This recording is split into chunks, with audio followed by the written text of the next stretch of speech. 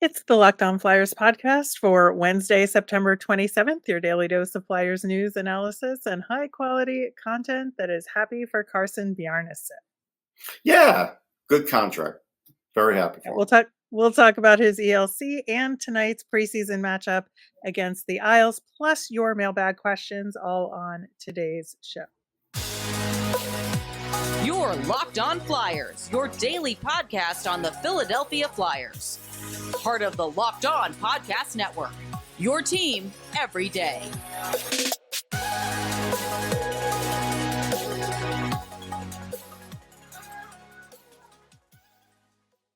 Hey there, and thanks for making Locked On Flyers your first listen every day. I am Rachel Donner. You can find me on the app formerly known as Twitter at @rmiriam.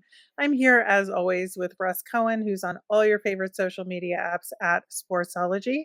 As a show, we are everywhere: Threads, Blue Sky, Instagram, Twitter at Locked On Flyers as well. You can subscribe or follow us for free over on YouTube or on the SiriusXM app. Anywhere you listen to podcasts, subscribe to get our latest episode as soon as it's available here on the Locked On Podcast Network, your team every day. The Flyers did sign goaltender Carson Bjarnason to that 3-year ELC contract. According to Cap Friendly, it's $950K per year. And amongst all the goings on at camp, I guess I should have anticipated that this might happen, but it certainly wasn't high on my list of priorities. But I am glad nonetheless to see him. No, I mean, because they didn't have to do it right now, but it's fine. Mhm. It's good to get out of the way. He's proved some things, and yeah, I'm good with it. Yeah, of course, he was a second round draft choice this summer, and they moved up to get him. He played for the Brandon Wheat Kings over the last couple of years and should be going back there this season. Out in the WHL, 3.08 goals against average and 900 save percentage. Again, we emphasize Brandon was not a good team. So Yeah. those numbers are a little misleading relative to his skill. He's been a huge part of Team Canada's U18 program for a little while now. Yeah, and that's what I've noticed him, and yeah, I think it's fine. I mean, I like the contract. I think he's got a good ceiling, and it's going to take a long time for goalies, so it's fine. Yep. I love it. Love it for him too. And given that it was done at camp, we got a photo op with Danny Briere and him in the room together, which is always a nice little bonus. Yeah, it's good PR. That's what it is. Yep. Yep. All right. So given that yesterday was a day off for the guys, not a ton of other updated information coming out of camp. We still are not sure as of recording this episode what the status is for Cam Atkinson and Travis Konecny for that matter. Yeah, see again now we're starting to get into this area where again it just feels familiar. And fans are going to feel that way. I feel that way. You probably feel that way. So when is there going to be an update? Or won't there be an update and all of a sudden they'll be like, "Hey, they're not at skate." So, like I don't love it. I think it could be a little better. Yeah, today we're going to have a repeat of the Monday schedule. So we'll have a non-game group having a practice in the morning. And then the game group will have a traditional morning skate and then go to Long Island for the game. And so will it be a situation where we'll find out based on who's on the ice at the Who's skates? skating Or and the, who isn't? Yeah. yeah, It may be, and that may be the telltale on it. But gee, Rach, I'm glad that everybody got a day off yesterday. So in case they were tired, I kind of got tired of seeing the excuses. Again, I don't think we made excuses because again they're professional athletes. Like if you can't ramp it up for your first preseason game because you had a hard camp, then I don't know what to tell you. yeah, I think, there have to be some days off built into camp because that's what the CBA Sure. says. So if you're going to have a day off built in, yesterday was as good as any. And now I don't want to You hear it know, against the Islanders. Like if they don't oh, look good, they don't look good or they don't look fast, I don't want to hear these built-in excuses. I don't. Well, and that's the flip side of this, right? So they had the day off. Now, like that excuse is out the window. So let's see what they've got. Let's see who they put back into the lineup with, supposedly having fresh legs. Who are they gonna switch out? I think that just kind of adds to the what are the questions here heading into this second game. I think Right. as far as the vets go, we do expect to see Owen Tippett. We expect to see Noah Cates and Scott Lawton. Right. Will Owen Tippett be the third guy on that line? Probably. Not 100%, but probably. Yeah, probably. And look, if you don't see Couturier that game, that's fine. I get it. If they're not going to play him that quick, I wouldn't have a problem with that. So I wouldn't jump to conclusions on that one. Yeah, it'll be interesting because I would expect to see Couturier want to check in, but maybe they'll give him that day off, or maybe because yesterday was an official day off, that will be sufficient, and they Maybe. can check him back into the game. I think that based on what he had to say after the New Jersey game, I think it was like a chance to shake the rust off, and maybe getting Hmm. into another game quickly will, make his progression path go a little bit faster. And I mean, it on a seems like normal that's year, what he sure. wants. But yeah, on a normal year, yeah. But you can't really rush these things. So you don't know. Yeah, so we'll see what happens there. I think it is a toss up if Tippett will be that third guy on the Cates and Lawton line. I think it'll depend on what they want to see out of Tyson Forster and if he Right. checks into the lineup, and will they want to put him on a line with top NHL guys I think like he's going to that, play every or game. I think yeah. Forster will play every game. So it is a possibility. Yeah, so, but at least for this game, I would hope Tippett would be again on a line with other NHLers, because I think he deserves it. And in terms of his gameplay, I wouldn't want him to have to carry a line his first game out. Right. No, no, you don't want him to do that. Yeah. As far as the blue liners, we'll see Mark Stahl. Will he be on a pairing with Cam York? Remains to be seen. We We suggested like it the on yesterday's idea. show. Yeah. Yeah, so I think, while we know that Mark Stahl isn't like a permanent fixture on the lineup, or at least according to Torts, he shouldn't be a permanent fixture in the lineup. I think for this preseason game, pairing him with York is a good idea. Listen, if Mark Stahl is a permanent fixture, I'm not going to be shocked. So I think people need to kind of get used to that now because uh, there's a lot of trust there and a lot of times when things aren't going well or things are early on in the season, Torch generally likes to fall back on what he likes. So it wouldn't Yeah. shock me if he plays a bunch of games. Yeah, and then, as far as Travis Sanheim and Rasmus Ristolainen, are they gonna be paired together, or are they gonna split them, and put prospects up against, or paired with them, just to have a vet and a newer guy, in the preseason? I think you can go either way here, right? Yeah, you can go either way. It's hard to say. Either way, I'm fine with it. Yeah, I think that the priority here should be getting Travis Sanheim some time on the other side, right? Get him some right side game time and see Yeah. how it feels. Don't necessarily think you can do that if you pair him with Ristolainen. Like you need to pair him with a I mean, Ronnie somebody's got Adder. to play the top power play too. Like I we all know know. who it's going to be. Yeah, well, I could see them on their regular 5-on-5 time splitting them up, but then on the power play, have Travis Sanheim be in his ideal position, right? Yeah. Yeah, that's true. You could do that. So, and given the game the other night, who's going to get the PK time? Really expecting to see maybe Adam Ginning or Ronnie Adder getting some PK time as well. Yeah, I could see that. It's going to be a challenge, though. I mean, I saw Barzal played yesterday or 2 days ago now.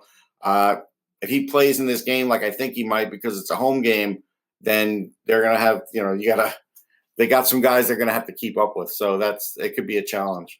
Yeah, so we're going to talk about some of the prospects we'd like to see in this game for the Flyers, but also talk about Barzal and the Islanders and who we might be seeing and what those situations are. We'll do that coming up next. Love the convenience of getting what you want right to your door with DoorDash grocery delivery. You could stock up for the week or order last minute cravings conveniently. You've trusted DoorDash to deliver your restaurant favorites, and now you can get grocery delivery that actually delivers too. With thousands of grocery stores to choose from, you'll find the best in your neighborhood and boost your local economy with each and every order. You'll get exactly what you ordered, or we'll make it right. So sit back and enjoy quality groceries just like you picked them yourself. You could even save on all your grocery and restaurant favorites with a $50 delivery fee, with a zero delivery fee on all eligible orders with a Dash Pass membership. With easy substitutions right in the app and best-in-class customer support, DoorDash delivers groceries exactly how you want. Get 50% off your first DoorDash order, up to a $20 value when you use the code LOCKEDON, or just LOCKED. Use the code LOCKED at checkout. Limited time offer, terms apply. That's 50% off, up to $20, no minimum subtotal, and zero delivery fees on your first order when you download the DoorDash app in the App Store and enter code LOCKED. Don't forget, that's code LOCKED for 50% off your first order with DoorDash. We'll have more on training camp as the week continues. We'll be looking at camp cuts. We'll be looking at the lineups for the later preseason games to see what questions the Flyers are trying to answer. So stay tuned for all of that. In the meantime, we do have a game against the New York Islanders out on the island tonight. And as far as the Flyers prospects to watch, one of the things we talked about on yesterday's show, which I do think still holds, like to see Emil Andre back in the lineup, but maybe split up from Helge Grans just to see how he looks with a different D partner. Yeah, I agree. Do that. Maybe give him second power play time. I would like to see him start to do some of those things. I don't think he could be a regular yet, but you don't really know. And give him a chance. The Islanders are a good team to test it against. Yeah, and we mentioned Ronnie Adder in the last segment. I think he should be a key part of this lineup because he is that borderline guy, and we need to figure out if this season he should be taking that next step, and if he's going to be like one of your first call-ups. We want to see where he fits in, given that he's gotten some NHL time in the past, but not in the most ideal of circumstances. So you want to see if we could be confident in him as a call-up. Yeah, now I know Adder can play the power play, so I don't need to see him on the power play in this game. But like you said, let him work on some of those other things that you do need to see, like the penalty kill and just good 5-on-5 against a team that will have some NHLers out there. Yeah, and of course we want to see Tanner Lazinski, again, perennial borderline guy, and he really needs a good opportunity. It will be interesting to see if Wade Allison checks into this game because I'm sure that was the original plan. But given the fact that he played in lieu of Cam Atkinson, are they going to sit him this game or are they going to put both of them in? It's a good question. I don't really know. I don't know. Yeah, it could depend on if Cam Atkinson is good to go. It really does. That's a big thing. Yeah, so we'll see if they invert this or what goes on there. I think one of the guys I definitely want to see check into this game is Zayd Wisdom. I think the Islanders are a good team competition-wise for his style of play. I think there's a certain level of physicality that comes with playing the Islanders. And I think, in terms of they are a very systems-focused team with a very distinct style of play. And I think Wisdom throws a wrench into that. So it would be a good matchup for me. It would be. Yeah, the Islanders have a hardworking team that like to cycle the puck, and they have physical guys, especially, guys like Mayfield. But really, there's a lot of guys that hit, like Clutterbuck and such. So, I would like to see it. And as far as some other guys, Alexis Gendron we talked about on yesterday's show, still want to see him get in this game and get just some NHL competition and get a taste for it so that he knows what to expect and what to prepare for this season. Yeah, he'll go up against some pretty talented defensemen, most likely. So yeah, I think you got to see what he can do. Let's bring him in. And then Bobby Brink needs all the chances he can get. Oh, yeah. Maybe get Frost back into this one and put them on the same line. Although I don't know that they're going to do that with Frost. given Well, if how many Konechny other and Atkinson questions. play, then he won't. But if neither play, then he might. Yeah, I think that's pretty much how it will go. As far as overall changes from the last game, definitely got to see more energy, got to Yeah. see pace to their game, right? Yeah, they were too slow. Again, it's one thing to be, have teams that you face and they say, oh, they're bigger. But when you face teams that are bigger and faster, then that really causes a problem. So they've got to match up with that. And the Islanders have a lot of those guys. Yeah, and I think we absolutely have to see a better defensive play. They got caught Yes. way too many times, and the Devils got behind them a lot during this game, or were able to make quick passes, and there was open ice, and guys were left unattended. And so I think that's something they're going to have to tighten up this game. Yeah, laterally, they were able to stretch the ice. And once they were passing across ice, it was easy for them, honestly, on a few goals.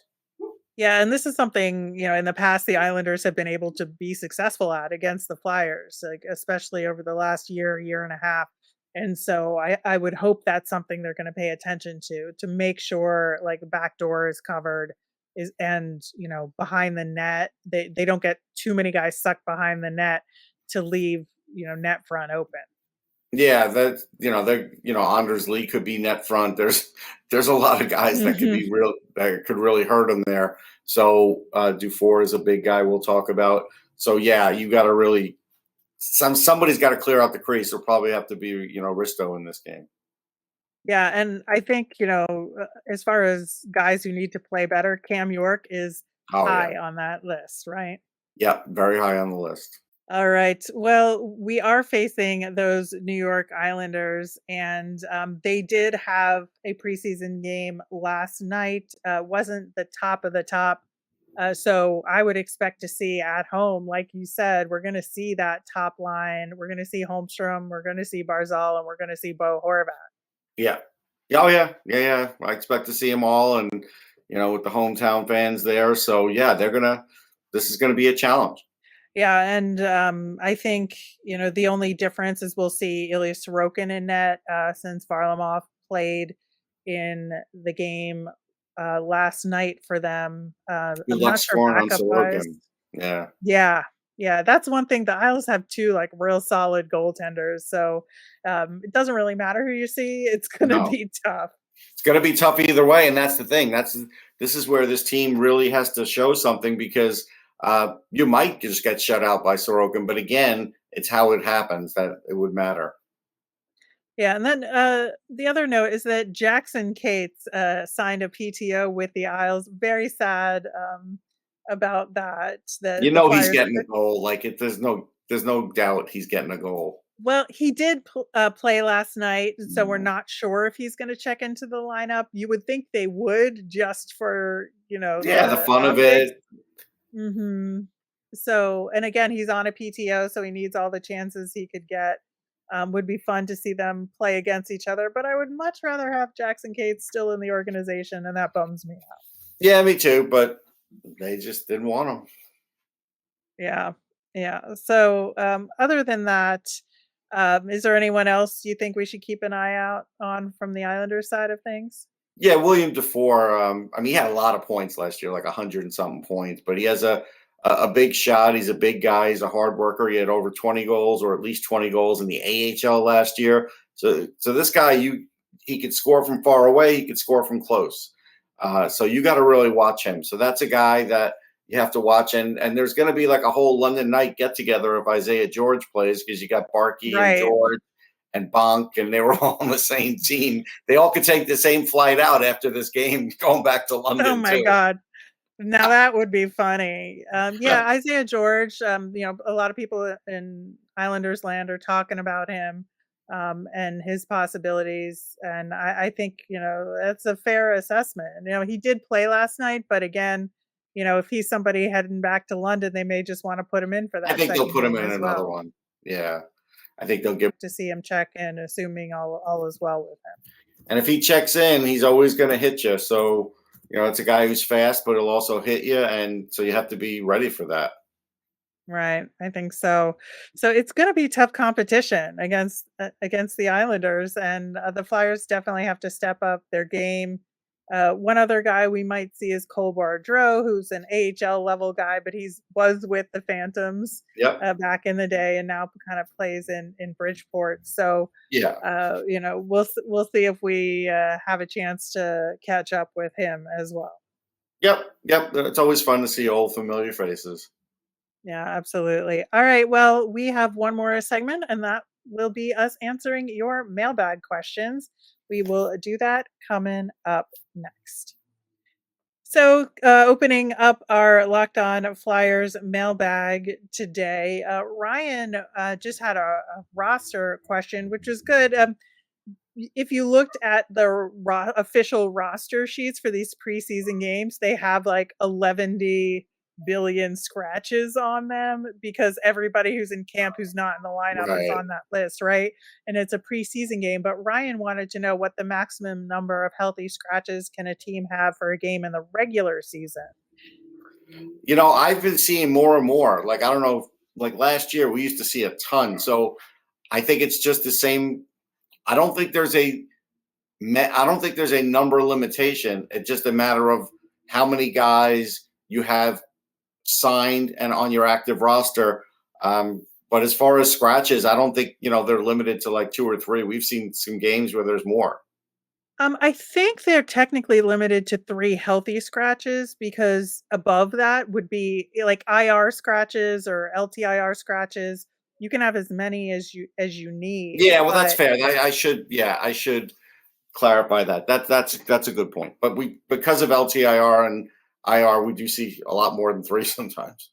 Oh yeah, absolutely. But your max roster is at 23, but you can only ice 20 players. So it'd be 18 skaters and 2 goaltenders. So you're going to have a max of 3 healthy scratches if you're not using any of those spots for Right. injured players, right?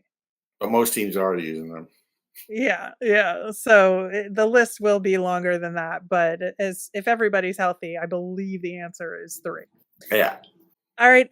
This wasn't really a specific question, but there's been a lot of discussion in our YouTube comments and very healthy discussion. Love to see it.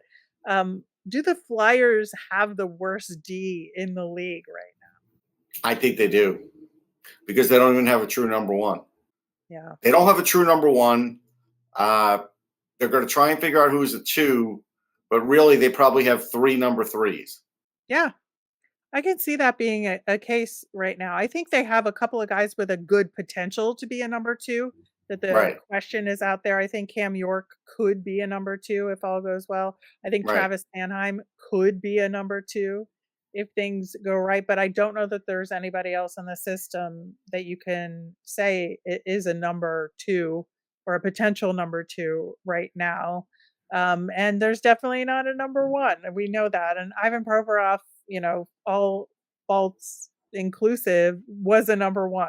I Right. think you could say that he was a number 1. And so, I think that alone makes it very difficult to get them out of the bottom 5 in the league for sure. And then I just don't see anybody else out there that has this many questions or open spots. No, like as on an their team. example, even if you think Columbus isn't that great, they still have Werenski. They might have Juracek with Werenski. Like, it's going to be better. Yes, Zach Werenski is definitely a number. You could make the argument that he's a number 1. He's a low end number 1, but he's a number 1.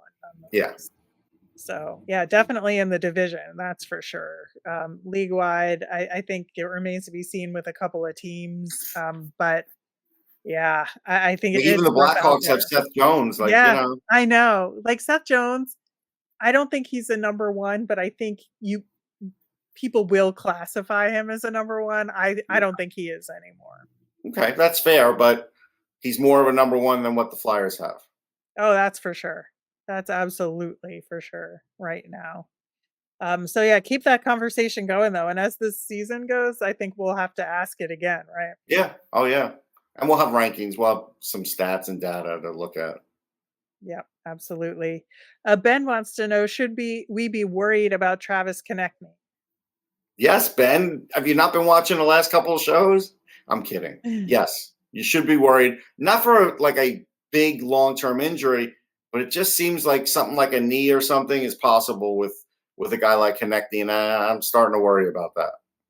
Yeah, I think just from a production standpoint, is he gonna be tentative out there, and will that reduce his scoring opportunities? I mean, Even he's if going he to be does tentative check if something in. hurts. Yeah. Yeah. Yeah, and I think he's, like, one of the guys that we're expecting a decent amount of the Flyers scoring to come from this season. So, even if the expectations in the grand scheme aren't that big for the Flyers in terms of wins, you still wanna get points on the board. Like, you still Right. whether you win the game or not, you still need to Yes. get goals. And Yep. so, I think that is definitely something to be concerned about. Again, hopefully we'll get some more information today, or we will have gotten more information after recording, but we'll see if he checks in to the game tonight or the next one on Friday. Or we'll just see if he checks into the Marriott, across from the rink. Oh, No, I'm kidding. God.